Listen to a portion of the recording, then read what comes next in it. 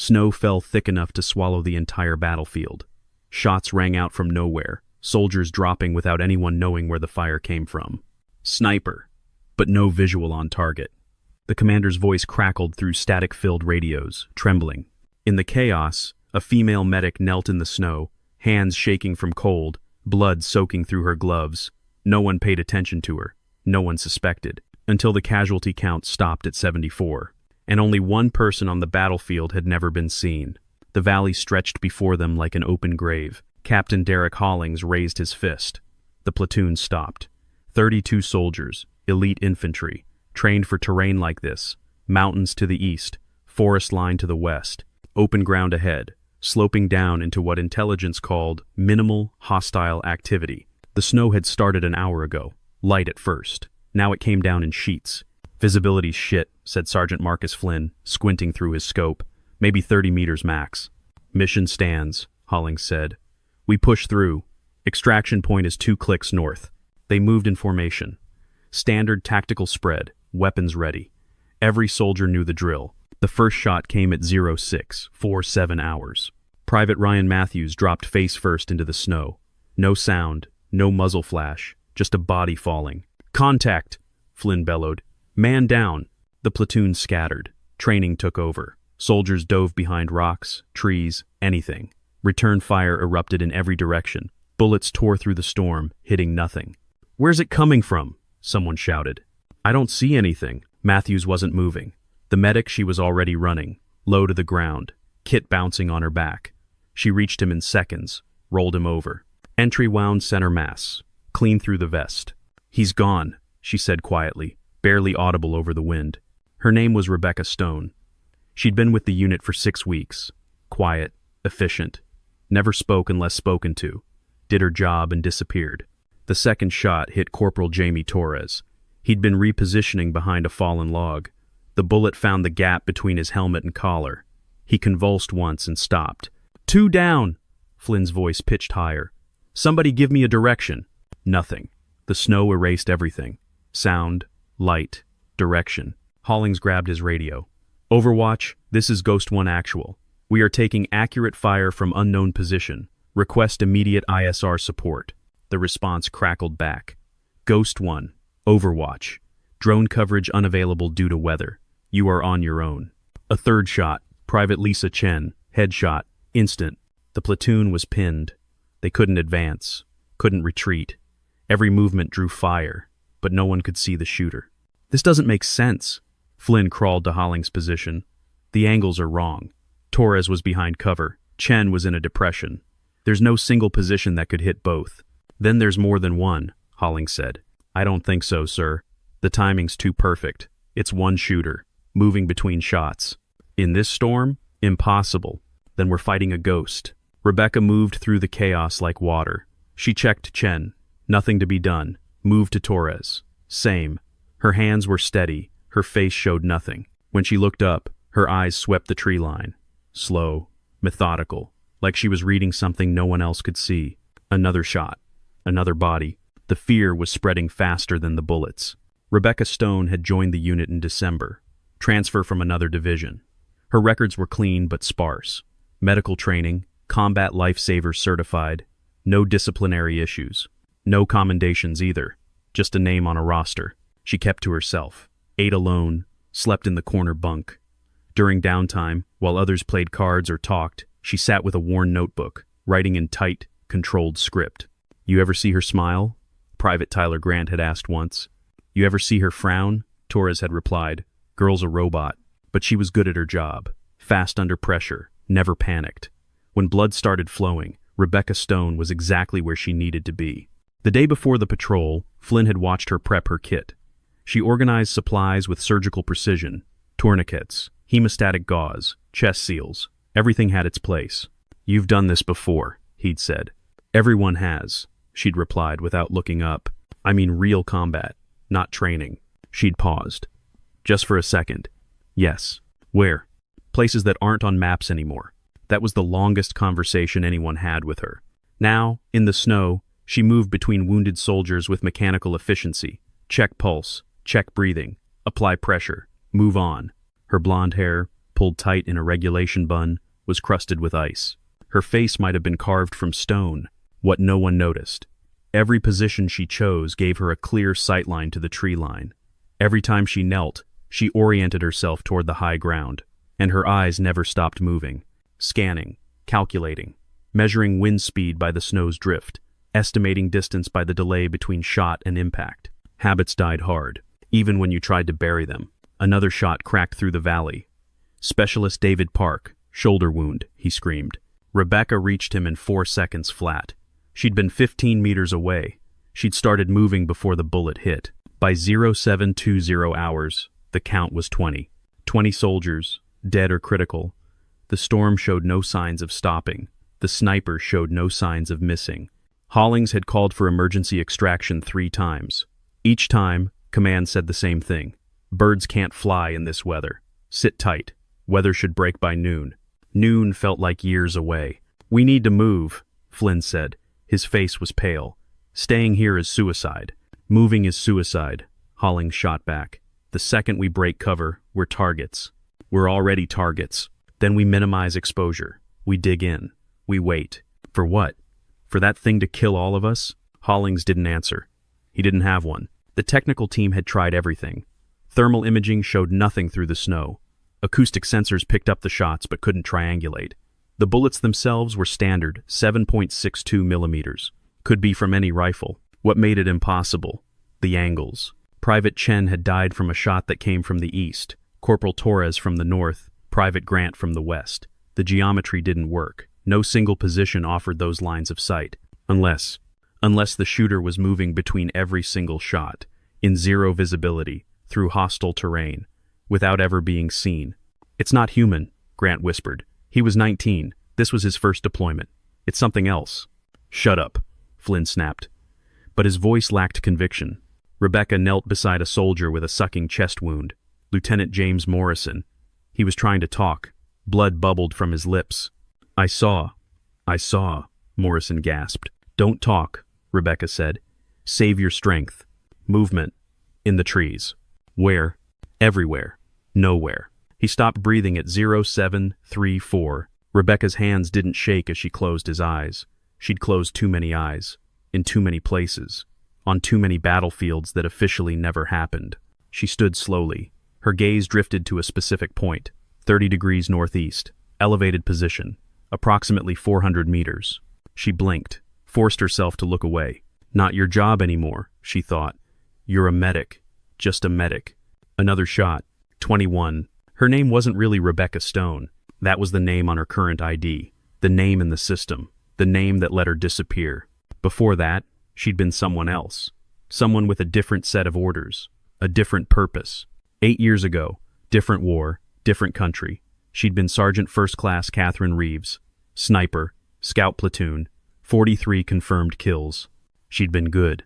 Better than good. She could read terrain like poetry. Wind, like music. She could predict a target's movement before they knew they were going to move. But good wasn't enough. They wanted perfect. So they gave her special training. Off the books. Black budget. The kind of program that didn't exist in any official capacity. She learned to shoot from positions that shouldn't work. Learned to move in conditions that should make movement impossible. Learned to become what her instructors called environmentally invisible. She learned to be a ghost. Then came Operation Silent Echo, a compound in the mountains, high-value targets. Her team went in for a surgical strike, in and out, clean, except intelligence was wrong. The compound wasn't hosting enemy combatants. It was a refugee shelter, families, children. By the time they realized the mistake, it was too late. Catherine Reeves fired 6 shots that day, all accurate, all lethal, all at targets that turned out to be civilians trying to defend their families. The mission was buried, classified, erased. The team was dissolved. New identities, new assignments, questions firmly discouraged. Catherine Reeves died in a training accident. That was the official story. Rebecca Stone was born 3 months later. Medical training. No combat designation. A quiet transfer to a frontline unit that would never look too closely at her file. She thought she could live with it. Thought she could make amends by saving lives instead of taking them. She was wrong. Because some skills don't fade. Some instincts don't die. And when she watched soldiers fall to a sniper who fought like she used to fight, moved like she used to move, hid like she used to hide, she knew exactly what she was watching. She was watching herself. By 0815 hours, the number was 47. Almost half the platoon. Gone. Hollings's hands shook as he tried to raise command again. The radio hissed static. No response. The storm was interfering with everything.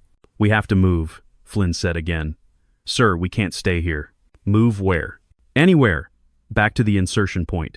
Into the forest. I don't care. Staying here is." A bullet punched through Flynn's left arm. He dropped with a scream. Rebecca was there before he hit the ground. Tourniquet, pressure, morphine. He'd live. If they got out. "How?" Flynn gasped. His pupils were dilated with shock and pain. "How does it know where we are?" "It doesn't need to know," Rebecca said quietly. "It knows where you'll be." "What?" "Predictive shooting. You calculate movement patterns, wind drift, environmental factors. You're not aiming at where the target is. You're aiming at where they're going to be." Flynn stared at her. "How do you know that?" She didn't answer. She was already moving to the next casualty.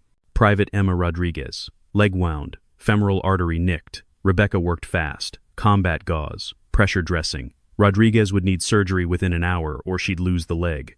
They didn't have an hour. "I saw something," Rodriguez whispered. Her face was gray. "When I moved, just for a second, a shadow." "Where?" "Near the medic." Rebecca's hands froze. "Just for a fraction of a second." Then continued working. "You're in shock," she said. "You're seeing things." "No. I saw. Every time you move, the shooting stops. Every time you're still, it starts again. That's coincidence." "Is it?" Specialist Tim Hudson had been listening. He was pressed against a boulder 10 feet away. "She's right," he said slowly. When Stone ran to Flynn, there were no shots. She stopped. 3 seconds later, Morrison took one in the chest. "That's insane," Hollings said. But his eyes were on Rebecca now, calculating. "Is it?" Hudson's voice rose. "We've lost 47 people. 47. And the medic is the only one who hasn't been hit. Not even close. Not even once." "She's staying low," Flynn said. But even he sounded uncertain now. "So are we." Didn't help Torres. Didn't help Chen. The platoon was fracturing. Fear did that. Fear and no answers and watching friends die in the snow. Rebecca stood slowly. Her medical kit hung from her shoulders. Blood stained her gloves. Her face remained expressionless. "If you think I'm the threat," she said quietly, "then shoot me." No one moved. "Shoot me," she repeated. "If I'm the sniper, you'll be safe. If I'm not, you just killed your medic. Either way, you'll have an answer." Hollings raised his hand. "Nobody's shooting anybody. Hudson, stand down." "But sir," I said stand down. The tension held for 3 seconds.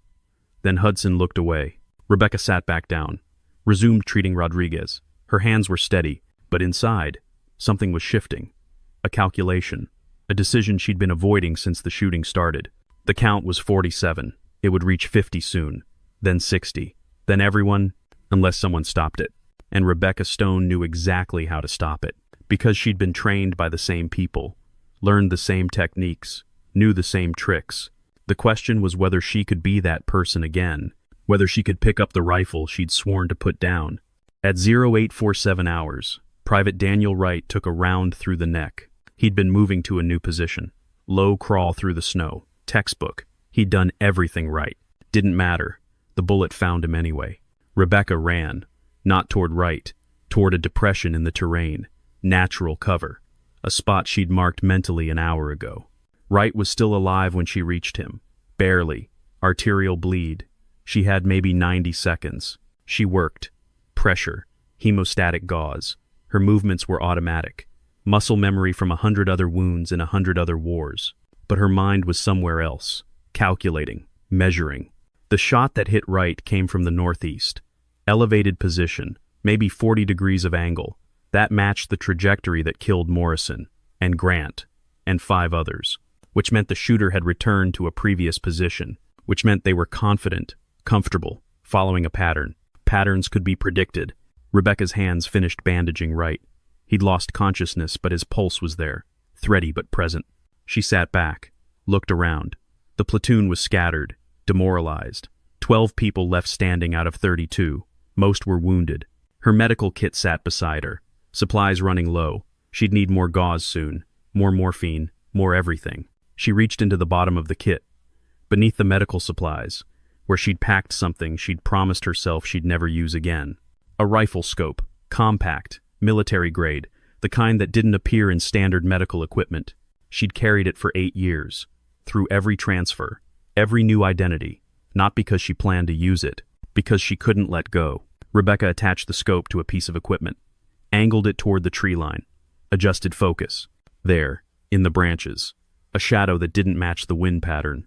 380 meters. Wind right to left. Temperature dropping. Snowdrift consistent. She could make the shot. Easily. But the moment she did, everyone would know. Rebecca Stone would die. Catherine Reeves would be exposed. And all the years of running, hiding, trying to be someone different would evaporate. Wright groaned. His eyes fluttered open. Am I dead? Not yet, Rebecca said. Good. Don't want to die here. Want to see my daughter. She's 3. Gonna be 4 next month. Rebecca looked at him. At his young face. At the wedding ring on his finger. Then she looked at the tree line. Patterns could be predicted. And predictions could be exploited. She stood, grabbed her medical kit, started walking toward the next casualty. Specialist Sarah King. Abdominal wound. Survivable if treated. Rebecca knelt beside her.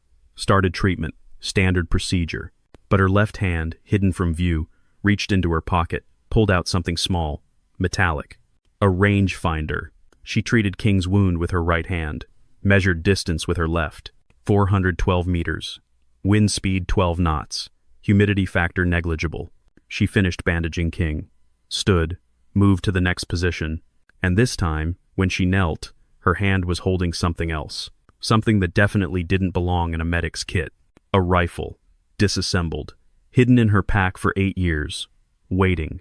She put it together in under 40 seconds. Smooth. Practiced. The motions so familiar they hurt. Private Lucas Gray saw her. His eyes went wide. Stone, what are you? The shot came from the tree line. Aimed at Gray. Rebecca's rifle fired half a second earlier. The enemy bullet hit air where Gray's head had been. Gray had dropped at the sound of Rebecca's shot. Instinct. In the tree line, something fell. The platoon went silent. Everyone staring at Rebecca. At the rifle in her hands. At the body tumbling from the branches 400 meters away. What the hell? Hollings whispered. Rebecca worked the bolt. Ejected the spent casing. Loaded another round. Stay down, she said. Her voice was different now. Harder. Colder. I'm not done. She moved like water. Like wind. Like something that didn't belong in human form. Rebecca Stone was gone. In her place was Catherine Reeves, the sniper, the ghost. She fired from the depression. One shot, a figure moving in the storm. 420 meters. It dropped. Then she was moving. Low, fast, to a position 15 meters west, behind a fallen log. Return fire came. 3 shots, all hitting where she'd been. But she wasn't there anymore. She was lining up her second shot. Northeast. 500 meters. A muzzle flash barely visible through the snow. She compensated for wind, for distance, for the storm. Fired. The muzzle flash disappeared. 3 down. She moved again. South this time, using the terrain, the storm, the confusion. Every principle they drilled into her during training. Never stay in one position. Never establish a pattern. Become the environment. She was the snow. She was the wind. She was death moving through the valley. 4th target. Trying to flank from the west. 600 meters. Difficult shot. Extreme angle. Wind gusting. She waited for the gust to pass. Exhaled. Fired. The target fell. The enemy was panicking now. She could feel it. They'd thought they were hunting. Now they were being hunted. 580 meters. Northwest. Target trying to relocate. She led the movement. Fired where they would be, not where they were. The shot connected. 5 down. The platoon watched in stunned silence. Hollings had his sidearm half drawn, like he couldn't decide if Rebecca was saving them or if she was the real threat. Flynn understood first. She's killing them, he breathed. She's killing all of them. How? Hudson whispered. How is she doing this? Rebecca didn't answer. She was scanning, calculating, reading the battlefield like a language only she understood. 2 more targets. Eastern Ridge, trying to escape. 700 meters. Maximum effective range for her weapon. She adjusted for bullet drop. For wind. for every variable that made long-range shooting more art than science. First shot, hit. Second shot, hit. 7 down. She could hear them now. The enemy, shouting to each other, confused, scared. They'd come here to be predators. She'd turned them into prey. 3 more, hiding near the vehicle they'd used for insertion. Amateur mistake, using cover that could be destroyed. Rebecca switched to armor-piercing rounds. 3 shots, 3 hits through the vehicle's metal frame. 10 down. She moved again.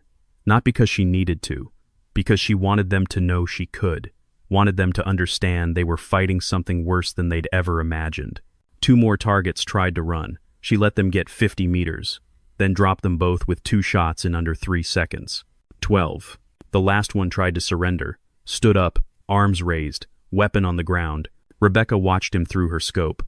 Young, maybe 20, terrified. She held the shot, finger on the trigger. The old training said, take it, never leave threats alive. But she wasn't that person anymore. Wasn't supposed to be. The enemy soldier dropped to his knees, hands on his head. Rebecca lowered her rifle. Ghost 1, she said quietly. You have a prisoner, northeast, 200 meters. Send someone to collect him. Hollings stared at her. Who are you? Someone who was here before, Rebecca said. Someone who shouldn't have come back. She disassembled her rifle, piece by piece, put it back in her pack like it had never existed. When she looked up again, her face was the medic's face. Calm, neutral, empty. We need to treat the wounded, she said. We have maybe 2 hours before hypothermia becomes a bigger threat than bullets. But no one moved. They just watched her. This woman who'd been invisible, who'd been nothing, who'd just killed 12 enemy soldiers without missing a shot. What are you? King whispered. Rebecca picked up her medical kit. The only reason you're alive? She walked to right, checked his vitals, started fresh bandages. The blood on her hands was the same blood that had been there an hour ago. The only difference was how it got there. The count kept climbing. After the first 12 fell, the enemy regrouped. Smart, professional. This wasn't a militia. This was trained opposition. They tried suppressive fire. Didn't work. Rebecca had already moved. They tried coordinated advancement. 3 directions at once. She picked off the leaders. The assault collapsed. They tried waiting her out. She used the time to reinforce defensive positions, to treat more wounded, to let them know silence didn't mean safety. 13, 14, 15. Each shot calculated, each kill necessary, each trigger pull taking her further from the person she'd tried to become. By shot 30, the enemy commander made a mistake. He tried to rally his troops, exposed himself for just 3 seconds. 3 seconds was forever to someone like Rebecca. The commander dropped. The enemy fell apart. After that, it was just counting, methodical, mechanical, the way she'd been trained. 40, 50, 60. The platoon had stopped watching. Most couldn't anymore. They'd seen what she was, what she could do. It was easier to look away. Only Flynn kept his eyes on her. How many tours? He asked quietly when she returned to reload. Enough, Rebecca said. You were special operations. I was a lot of things. Why hide it? Why pretend to be just a medic? Because that's all I wanted to be. She moved to the next position. The enemy was down to maybe 20. They knew they were beaten. Some were trying to retreat. She let them. The ones who kept fighting, she didn't. 65, 68, 70. The last 4 were dug in. Smart enough to stay hidden. Patient enough to wait. Rebecca could wait longer. She found a position with clear sight lines to their likely positions. Settled in, controlled her breathing, let her heart rate drop. Entered the state her instructors had called the quiet. No thoughts, no emotions, just wind and snow and distance. The first target moved at 1,134 hours, repositioning for a better angle. Rebecca's shot caught him mid-step. 71. The second target panicked, broke cover, ran. 72. The third tried one final shot, at Hollings, exposed himself for just a moment. 73. The last one was smart, stayed hidden, didn't move, waited for darkness. Rebecca waited too. The snow began to slow, just slightly. Visibility improved by maybe 10 meters. At 1,147 hours, a branch moved. Not from wind, too deliberate. Rebecca adjusted aim, led the target, predicted the movement, fired. The branch shook, something fell. 74. The valley went silent. Rebecca lowered her rifle, ejected the magazine, cleared the chamber, set the weapon down beside her. The storm, impossibly, began to fade, like it had been waiting for her to finish. She sat in the snow, blood on her gloves, snow in her hair, the weight of 74 lives pressing down like stones. "It's over," she said. To no one, to everyone, to herself. Hollings approached slowly. His weapon was still drawn but pointed at the ground. "We're going to have questions." "I know. A lot of questions." "I know. Who do I tell them you are?" Rebecca looked at him. Her eyes were empty. "Tell them I'm a medic. That's all I've ever been." "That's a lie." "Yes," she said. "It is." The helicopters arrived at 1,320 hours.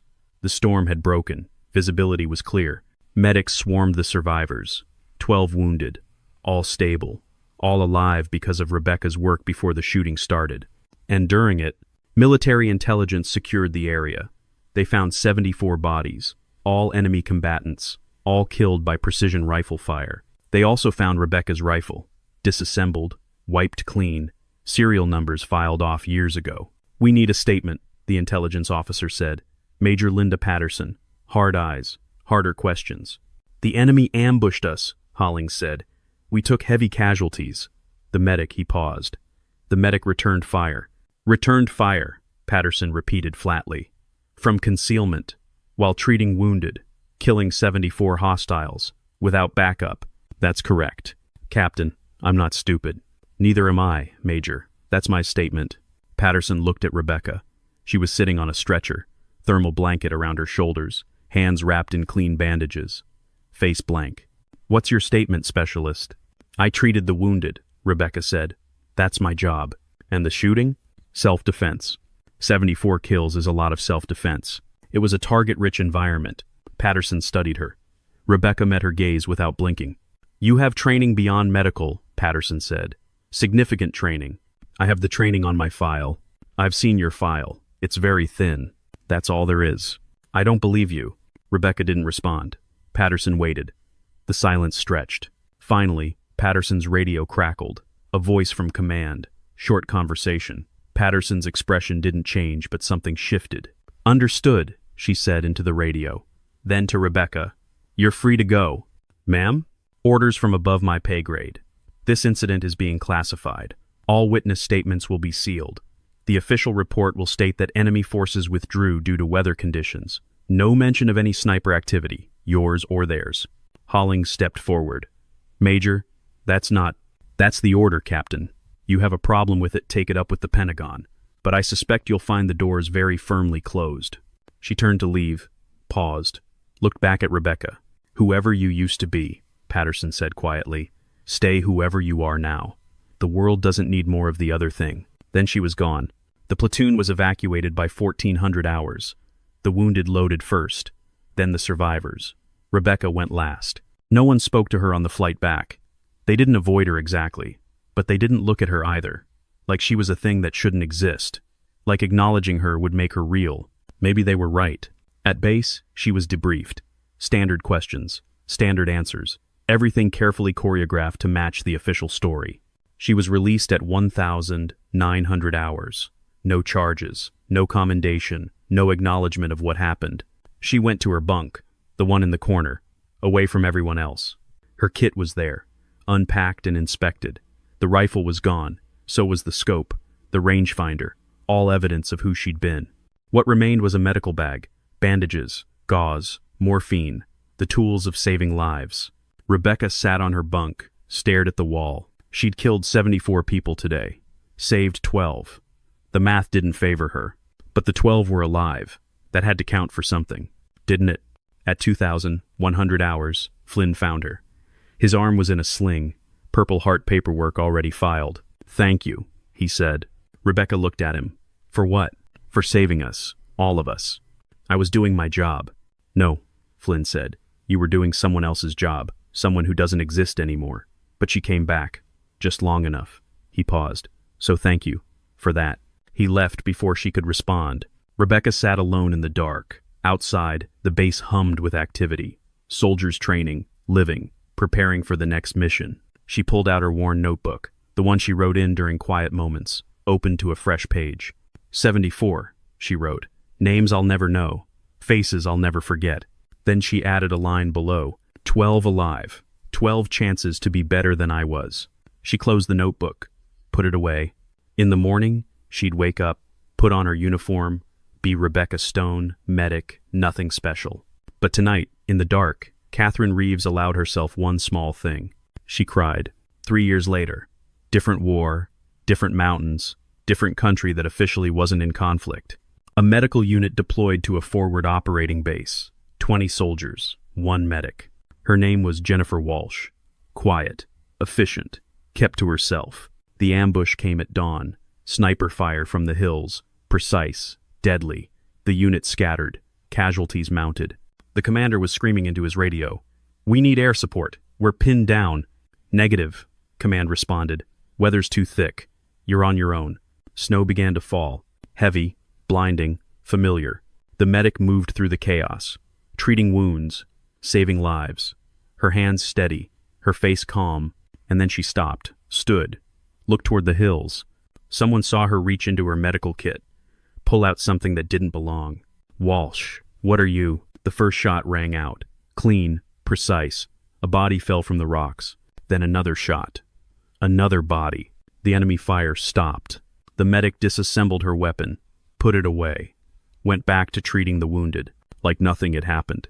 That night, in the barracks, soldiers whispered about the medic who could shoot, about the sniper who could heal, about something that moved through battlefields like a ghost. They called her the Angel of Death, or the Death Angel, depending on which side you were on. Some said she'd been doing this for years, decades even. Different names, different faces, always the same story. A unit gets pinned down, sniper fire, no way out.